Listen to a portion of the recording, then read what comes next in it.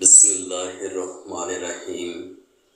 Honourable viewers, আসসালামু আলাইকুম।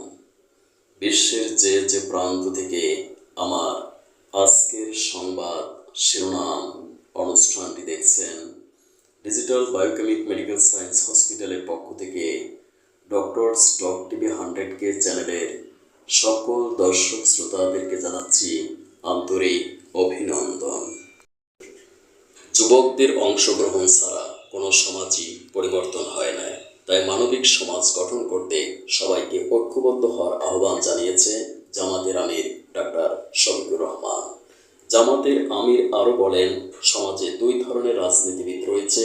এক পক্ষ ভোটে জিততে মধুর কথা বলে পরে ভুলে যায়, অন্য পক্ষ দুর্নীতি চাঁদাবাজি বন্ধে অগ্রাধিকার দিয়ে কাজ করে। আমরা আল্লাহর কোরআনের একটা সমাজ বাংলাদেশে চাই। আপনারা চান? যদি কোরআনী সমাজ কায়েম হয়, ইনশাআল্লাহ দল ধর্মের কোনো বিভেদ থাকবে না। এই দেশে আল্লাহর আসমানের চাঁদওয়ার নিচে আর জমিনের বিছানার উপরে যারাই বসবাস করবে, সে যে ধর্মের হোক।